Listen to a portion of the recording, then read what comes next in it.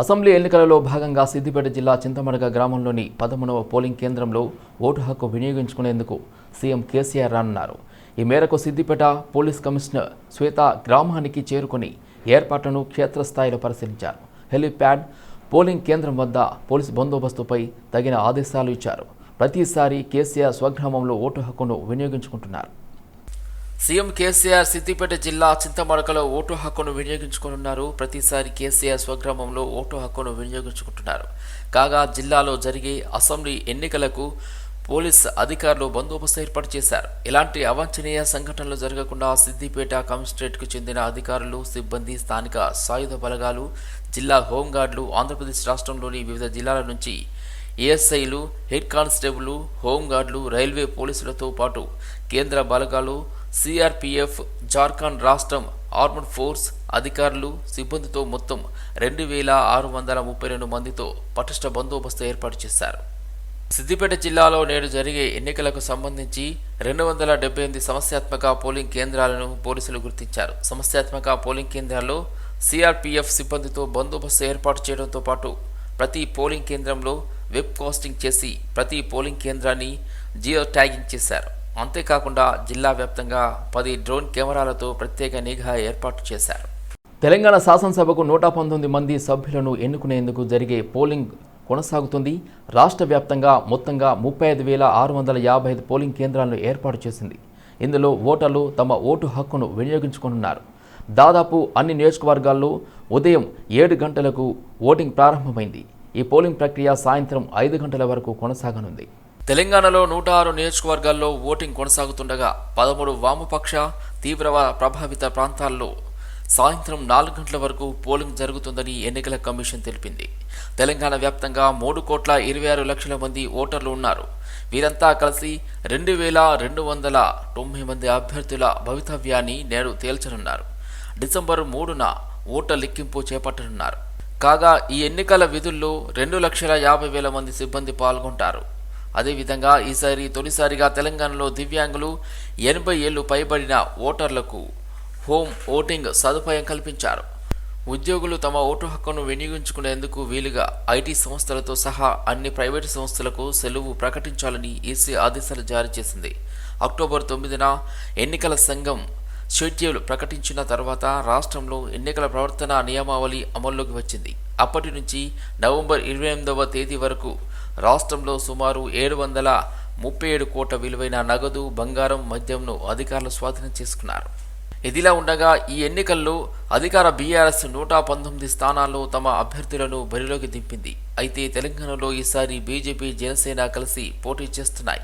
ఈ రెండు పార్టీల మధ్య సీట్ల సర్దుబాటు ఒప్పందం ప్రకారం బీజేపీ 111, జనసేన 8 స్థానాల్లో పోటీ చేస్తుంది. కాంగ్రెస్ 118 స్థానాల్లో పోటీ చేస్తుండగా మిత్రపక్షమైన సిపిఐకి 1 స్థానాన్ని కేటాయించింది. అసదుద్దీన్ ఓవైసీ నేతృత్వంలోని ఎంఐఎం నగరంలోని 9 స్థానాల్లో పోటీ చేస్తుంది. తమ ఆశలకు అనుగుణంగా నాయకులను ఎన్నుకోవడంలో హైదరాబాద్ వాసులు ఉదాసీనంగా ఉంటున్నారు. గత 3 ఎన్నికల్లో ఇదే ట్రెండ్ కనిపించింది. గ్రామాల నుంచి పనుల కోసం నగరానికి వచ్చిన వారు కూడా స్వస్థలాలకు వెళ్లి ఓట్లు వేస్తున్న హైదరాబాద్ వాసి చలించడం లేదని గణాంకాలు చెబుతున్నాయి. తెలంగాణ అంటేనే జనచైతన్యానికి పెట్టింది పేరు. అలాంటి రాష్ట్రంలో గుండెకాయ వంటి హైదరాబాద్ ప్రజలు మాత్రం ప్రజాస్వామ్య పండుగకు దూరంగా ఉంటున్నారు. మహానగరంలో సమస్యలు ఉన్నప్పుడు సామాజిక మాధ్యమాల్లో ప్రశ్నించేవారే ఎన్నికలప్పుడు నాకెందుకులే అన్నట్లుగా వ్యవహరిస్తున్నారు. ఈ ట్రెండ్ గత 3 అసెంబ్లీ ఎన్నికల్లో స్పష్టంగా కనిపించింది. ఓ 2 రోజులు సెలవులతోనే హాయిగా కుటుంబంతో కాలక్షేపం చేస్తున్నారే గాని 5 ఏళ్లు తమను పాలించే నాయకుడిని ఎన్నుకోవడానికి మాత్రం ఆసక్తి చూపడం లేదు. ఓటింగ్ కోసం ఇచ్చిన సెలవులను వ్యక్తిగత పనుల కోసం విశ్రాంతి తీసుకోవడానికి వాడుకుంటున్నారన్న అపవాదం ఉంది. రాష్ట్ర రాజధానితో పోలిస్తే తెలంగాణ మారుమూల ప్రాంతాల్లోని ప్రజలు ఎన్నికల విషయంలో అత్యంత చైతన్యంగా వ్యవహరిస్తున్నారు. ఒక్కసారి అక్షరాస్యత ప్రకారం చూస్తే హైదరాబాద్ 83%, రంగారెడ్డి 71%, మేడ్చల్ మల్కాజిగిరి 82% ఉంది. 2009, 2014, 2018 ఎన్నికల్లో గ్రేటర్ హైదరాబాద్ పరిధిలోని 24 అర్బన్ నియోజకవర్గాల్లో ఒక్క పటాన్ చెరువు మినహా మరెక్కడా పోలింగ్ 60% మించలేదు. పటాన్ చెరువులో 2014 ఎన్నికల్లో 68% పోలింగ్ నమోదు కాగా 2018లో మరికొంత మెరుగుపడి 75.99% ఓటర్లు తమ ఓటు హక్కును వినియోగించుకున్నారు. గ్రేటర్ పరిధిలో నమోదైన అత్యధిక ఓటింగ్ శాతం ఇది. ఇక అత్యంత సంపన్న ప్రాంతంగా పేరున్న జూబ్లీహిల్స్లో కేవలం 45% మంది ఓటు హక్కు వినియోగించుకున్నారు. యాకత్పుర, మలక్పేట్ నియోజకవర్గాల్లో ఇది మరీ 42%కే పరిమితమైంది. మిగిలిన అన్ని నియోజకవర్గాల్లో 45-60% లోపే పోలింగ్ నమోదైంది. వీరిలో కూడా అత్యధిక మంది పట్టణ పేదలే ఉన్నారు. అక్షరాస్యత శాతం అతి తక్కువగా ఉన్న కొమరం భీం జిల్లా ఒకటి. ఇక్కడ కేవలం 56% మంది మాత్రమే అక్షరాస్యులున్నారు. కానీ ఈ జిల్లాలోని సిర్పూర్ నియోజకవర్గంలో 2018 ఎన్నికల్లో 85% ఓటర్లు పోలింగ్ బూత్కు కదిలి వచ్చి తమ ఓటు హక్కును వినియోగించుకున్నారు. ఇక యాదాద్రి జిల్లా అక్షరాస్యత శాతం కేవలం 65. కానీ ఈ జిల్లాలోని భువనగిరిలో 90% మంది ఓటర్లు గత ఎన్నికల్లో పోలింగ్ బూత్లకు కదిలి వచ్చారు. నల్గొండ జిల్లాలో కేవలం 63% మంది విద్యావంతులున్నారు. కానీ ఇక్కడ మునుగోడు అసెంబ్లీ స్థానంలో 91% మంది ఓటు హక్కు వినియోగించుకున్నారు. పాలేరు 92%, మధిర 92, ఆంధోల్, కోదాడ, పాలకుర్తి, డోర్నాక, పార్కల్, వైరా, సత్తుపల్లి నియోజకవర్గాల్లో 89% మంది ఓటు హక్కు వినియోగించుకున్నారు. ఇవేవి హైదరాబాద్తో పోలిస్తే లిటరసీ రేటులో ముందున్న ప్రాంతాలు కాదు. పైగా ఇక్కడి నుంచి నగరానికి వలస వచ్చి పనులు చేసుకునేవారు చాలామంది ఉన్నారు. వారు కూడా ఎన్నికల కోసం స్వస్థలాలకు వెళ్లారు. ఇప్పటికే నవంబర్ 30వ తేదీన రాష్ట్ర ప్రభుత్వం పెయిడ్ హాలిడేగా ప్రకటించింది. వాస్తవానికి చాలామంది అర్బన్ ఓటర్లు రాజకీయాల తీరుతూ విసిగిపోయి ఉండటంతో ఓటింగ్కు దూరంగా ఉంటున్నారన్న వాదనలు ఉన్నాయి. దీనికి తోడు పోలింగ్ బూత్లకు వెళ్లిన సమయంలో ఓటర్ల జాబితాలో పేరు లేకపోతే అక్కడి వారితో వాదన పడలేక దూరంగా ఉంటున్నారు. వాస్తవానికి అర్బన్ ఓటర్లు తమ పోలింగ్ స్టేషన్లను మొబైల్లో నేషనల్ ఓటర్స్ సర్వీస్ పోర్టల్లో వెతుక్కోవచ్చు. ఓటర్ ఐడి లేకపోతే ప్రభుత్వం జారీ చేసిన 12 రకాల కార్డులను చూపించి ఓటు హక్కు వినియోగించుకోవచ్చు. ఆధార్, ఉపాధి హామీ, job card, driving licence, PAN card, Indian passport, ఫోటోతో కూడిన పెన్షన్ పత్రాలు, కేంద్ర రాష్ట్ర ప్రభుత్వ ఉద్యోగుల ఐడి కార్డులు, ఫోటో ఉన్న పాస్బుక్లు, ఆర్జీఐ జారీ చేసిన స్మార్ట్ కార్డు, కార్మిక శాఖ జారీ చేసిన ఆరోగ్య బీమా స్మార్ట్ కార్డులు, సామాజిక న్యాయశాఖ జారీ చేసిన యూనిక్ డిజబిలిటీ ఐడి వంటివి చూపించవచ్చు. ఈసారి గ్రామీణ ప్రాంతాలకు ఆదర్శంగా నిలిచేటట్లు హైదరాబాద్ వాసులు పోలింగ్ బూతులకు ఓటెత్తాలని ఆశిద్దాం. కంటోన్మెంట్ నియోజకవర్గం అసెంబ్లీ ఎన్నికల సందర్భంగా నియోజకవర్గ పరిధిలో అన్ని పోలింగ్ స్టేషన్లలో వద్ద బందోబస్తు ఏర్పాటు చేస్తున్నట్లుగా north zone additional DCP Madhusudan తెలిపారు. స్వేచ్ఛగా ప్రతి ఒక్కరూ తమ అమూల్యమైన ఓటును ప్రలోభాలకు లోనవ్వకుండా ఓటు హక్కును వినియోగించుకోవాలని ఆయన కోరారు. గూండాగిరి, దాదాగిరి పేరుతో చెలామణి చేస్తున్నట్లు కనిపించిన ప్రలోభాలకు గురి చేసిన వారిపై కఠిన చర్యలు తీసుకుంటామని ఆయన అన్నారు. కంటోన్మెంట్ నియోజకవర్గంలో సుమారు 1800 మంది పోలీసు సిబ్బంది విధులు నిర్వహించారు అని డీసీపీ మధుసూదన్ తెలిపారు. ప్రతి పోలింగ్ బూత్ వద్ద 2 నుంచి 3 పోలీసు సిబ్బంది ఉంటారని, సమస్యాత్మకంగా ఉన్నటువంటి 24 పోలింగ్ ప్రాంతాల్లో కేంద్ర రాష్ట్ర బలగాలకు సంబంధించి 10 మంది పోలీసు సిబ్బందిని ఏర్పాటు చేశామన్నారు. వ్యవహారాలపై వారికి పోలీసు సిబ్బందికి పూర్తి అవగాహన, రూల్స్ అండ్ రెగ్యులేషన్స్ మీద కల్పించామన్నారు. ప్రతి ఓటరు స్వేచ్ఛగా స్వతంత్రంగా తమ అమూల్యమైన ఓటును వినియోగించుకోవాలన్నారు. మా పోలీసు శాఖ వైపు నుంచి ఎలాంటి బందోబస్తు చేయాలో అన్ని జాగ్రత్తలు తీసుకుంటూ పకడ్బందీ ఏర్పాట్లను చేయడం జరిగింది. ఇప్పటి నుంచి పోలింగ్ స్టేషన్స్కి బాక్సెస్, ఈవీఎం బాక్సెస్ వెళ్తున్నాయి. వెళ్ళేటప్పుడు కూడా ఎస్కార్ట్తో పాటు పోలింగ్ సిబ్బంది అందరూ కూడా ఈవీఎంలతో పాటు వెళ్తారు. అక్కడ సేఫ్గా ఈవీఎంలు రీచ్ అయిన తర్వాత రాత్రికి అక్కడే ఉండి రేపు మార్నింగ్ పోలింగ్ ఏదైతే కార్యక్రమం మొదలవుతుందో అప్పటి నుంచి పోలింగ్ అయిపోయేదాకా ఉండి తిరిగి మళ్ళీ పోలింగ్ కంప్లీట్ అయిన తర్వాత ఇదే సెంటర్కి ఈవీఎంలను సేఫ్గా తీసుకురావడానికి మా పోలీస్ సిబ్బంది అందరికీ కూడా ఇక్కడ డ్యూటీ పడ్డ వాళ్ళందరికీ అన్ని ఇన్స్ట్రక్షన్స్, తర్వాత జాగ్రత్తలు ఏం తీసుకోవాలా, రూల్స్ రెగ్యులేషన్స్ గురించి అన్నీ వివరంగా చెప్పడం జరిగింది. ఎవరు కూడా ఎలాంటి అనుమానాలకు తావు లేకుండా స్వేచ్ఛగా స్వతంత్రంగా మీకు నచ్చిన వాళ్ళకు ఓటేయడానికి అందరూ కూడా పోలింగ్లో పాల్గొనాలని చెప్పి మీకు ఎలాంటి ఏదైనా బెదిరింపులు కానీ ఏదైనా సమస్య వస్తే ఇబ్బందులు వస్తే వెంటనే మీరు లోకల్ పోలీస్కు లేకపోతే 100 డయల్కు కాల్ చేసి మీ ఇబ్బందులు తెలియజేయాలని చెప్పి నేను ప్రజలను కూడా. సార్ ఎంతమంది సిబ్బంది ఈ పోలింగ్ దాంట్లో సిబ్బంది మీరు ఏర్పాటు చేశారు సార్ కంటోన్మెంట్ నియోజకవర్గం మొత్తం ఈ కంట్రోల్? ఎన్నికల సందర్భంగా ఓటు హక్కు వినియోగించుకునేందుకు ప్రజలు సిద్ధమయ్యారు.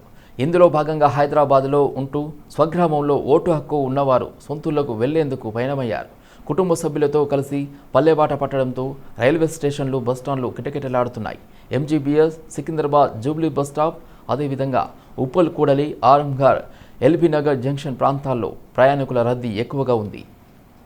ప్రయాణికుల రద్దీని బట్టి అదనంగా బస్సులు నడుపుతున్నారని ఆర్టీసీ అధికారులు చెబుతుండగా బస్సులు లేక ఇబ్బందులు పడుతున్నామని ప్రయాణికులు ఆవేదన వ్యక్తం చేశారు. ఎంజీబీఎస్ నుంచి ప్రతిరోజు 3,500 బస్సులు తెలంగాణలోని వివిధ ప్రాంతాలకు వెళ్తూ ఉంటాయి. అసెంబ్లీ ఎన్నికల పోలింగ్ నేపథ్యంలో 4,500 బస్సులు నడుపుతున్నామని ఆర్టీసీ అధికారులు చెబుతున్నారు. ఎంజీబీఎస్లో నుంచి ప్రయాణికుల రద్దీ కొనసాగుతుంది. ముఖ్యంగా ఉమ్మడి మహబూబ్ నగర్, ఖమ్మం జిల్లాలకు వెళ్లే వారిలో ఎక్కువగా రద్దీ ఉందని ఆర్టీసీ అధికారులు వెల్లడించారు. గురువారం ఉదయం 7 గంటల నుంచి సాయంత్రం 5 గంటల వరకు పోలింగ్ కొనసాగనున్నది. రేషన్ కార్డు లబ్ధిదారులకు కేంద్రం శుభవార్త చెప్పింది. ప్రధానమంత్రి గరీబ్ కళ్యాణ్ అన్న యోజన పథకాన్ని పొడిగిస్తూ కేంద్ర కేబినెట్ నిర్ణయం తీసుకుంది. దీంతో ఈ పథకం కింద 81 కోట్ల మంది రేషన్ కార్డుదారులకు మరో 5 ఏళ్లు రేషన్ను ఉచితంగా అందించనుంది. ఇటీవల ఛత్తీస్గఢ్ ఎన్నికల ప్రచారంలో ప్రధాని మోదీ ఈ ఏడాది డిసెంబర్ 31తో ముగియనున్న పీఎంజీకేఏవై పథకాన్ని మరో 5 ఏళ్ల పాటు పొడిగిస్తామని స్వయంగా ప్రకటించారు. ఈ కార్యక్రమంలోనే తాజాగా కేంద్ర కేబినెట్ దీనికి ఆమోదం తెలిపింది. కేబినెట్ నిర్ణయాలపై మీడియా సమావేశంలో కేంద్ర మంత్రి అనురాగ్ ఠాకూర్ వెల్లడించారు. కోవిడ్-19 మహమ్మారి విజృంభిస్తున్న సమయంలో కేంద్రం పేదలకు అండగా నిలుస్తూ పీఎంజీకేఏవై పథకాన్ని ఏప్రిల్ 2020లో ప్రారంభించింది. ఈ స్కీమ్లో జాతీయ ఆహార భద్రతా చట్టం పరిధిలోకి వచ్చే ప్రజలకు ఉచిత రేషన్ను 3 నెలల పాటు అందించింది. ఆ తర్వాత పొడిగిస్తూ వచ్చింది. ఈ డిసెంబర్ 31తో ఈ పథకం వ్యవధి ముగియనుండగా తాజాగా దీన్ని పెంచుతూ నిర్ణయం తీసుకుంది. చిరుధాన్యాలకు పూర్వ వైభవం కల్పించాలని గవర్నర్ తమిళిసై సౌందరరాజన్ అన్నారు. హైదరాబాద్ మాదాపూర్ నోవోటల్లో కేంద్ర వ్యవసాయ ఆహార మంత్రిత్వ శాఖ ఐసీఏఆర్ జాతీయ చిరుధాన్యాల పరిశోధన సంస్థ ఆధ్వర్యంలో జరిగిన చిరుధాన్యాల సదస్సు ముగింపు కార్యక్రమానికి గవర్నర్ ముఖ్య అతిథిగా హాజరయ్యారు. చిరుధాన్యాల సాగులో సుస్థిర పద్ధతులు, ప్రాచీన సాంప్రదాయ విత్తనాల సంరక్షణ, ప్రాసెసింగ్, ప్యాకింగ్, మార్కెటింగ్ వంటి రంగాలలో రాణిస్తున్న రైతులకు గవర్నర్ చేతుల మీదుగా పురస్కారాల ప్రదానోత్సవం చేశారు. ఈ పురస్కార గ్రహీతలంతా చిరుధాన్యాల పంటల సాగు, ఉత్పత్తి, ఉత్పాదకత పెంపొందించడంతో పాటు మార్కెటింగ్, వినియోగంపై పెద్ద ఎత్తున ప్రోత్సహించేందుకు రాయబారులుగా వ్యవహరించాలని గవర్నర్ సూచించారు. ఓటర్లను ప్రలోభపెట్టేందుకు నోట్ల కట్టలు బయటపడుతున్నాయి. వరంగల్లో ఓ బీఆర్ఎస్ నాయకుడి ఇంట్లో ఎన్నికల అధికారులు జరిపిన సోదాల్లో భారీగా డబ్బు లభ్యమైంది. వరంగల్ జిల్లాలో ఓటర్లను ప్రలోభపెట్టేందుకు సిద్ధంగా ఉన్న నోట్ల కట్టలు బయటపడ్డాయి. వర్ధన్నపేట మండలం బొక్కలగూడెం గ్రామం బీఆర్ఎస్ బూత్ కన్వీనర్ ఇంట్లో ప్లేయింగ్ స్క్వాడ్ తనిఖీలు చేయగా 7,50,000 రూపాయలు అధికారులు లభ్యమయ్యాయి. ఓటర్లకు పంచడానికి తెంచిన నగదుగా గుర్తించిన పోలీసులు 3పై కేసు నమోదు చేశారు. హైదరాబాద్ మధురానగర్ పోలీస్ స్టేషన్ పరిధిలో ఓటర్లకు బీఆర్ఎస్ నేతలు డబ్బులు పంచుతుండగా కాంగ్రెస్ శ్రేణులు రెడ్ హ్యాండెడ్గా పట్టుకున్నారు. కాంగ్రెస్ కార్యకర్తలు ఎన్నికల అధికారులకు సమాచారం ఇవ్వడంతో జీటీఎస్ ఆలయ చైర్మన్ చిన్న రమేష్ని అదుపులోకి తీసుకున్నారు. 25,000 రూపాయలు దొరికినట్లు అధికారులు వెల్లడించారు. పోలీసులు ఎలాంటి చర్యలు తీసుకోకుండా నిర్లక్ష్యం చేస్తున్నారని కాంగ్రెస్ కార్యకర్తలు పోలీస్ స్టేషన్ ఎదుట నిరసనకు దిగారు. కొద్దిసేపటికి బీఆర్ఎస్ కార్యకర్తలు కూడా ఆందోళన దిగటంతో ఇరు పార్టీల నేతలకు పోలీసులు అక్కడి నుంచి తరిమివేశారు. ఎన్నికల్లో ప్రజలు స్వేచ్ఛగా తమ ఓటు హక్కును వినియోగించుకోవాలని బోరాబండాలో ఇన్స్పెక్టర్ ఆఫ్ పోలీస్ విజయ్ తెలిపారు. ఎన్నికలు ప్రశాంతంగా జరిగే విధంగా ప్రతి ఒక్కరూ సహకరించాలని విజ్ఞప్తి చేశారు. పోలీసులు ప్రజలకు ఎల్లవేళలా తోడుగా ఉంటారని, ఓటర్లు నిర్భయంగా తమకు నచ్చిన నాయకుడికి ఓటు వేయాలని సూచించారు. ఈ ఎలక్షన్ కూడా పీస్ఫుల్ కావాలంటే మీ సహాయ సహకారాలు చాలా అవసరం.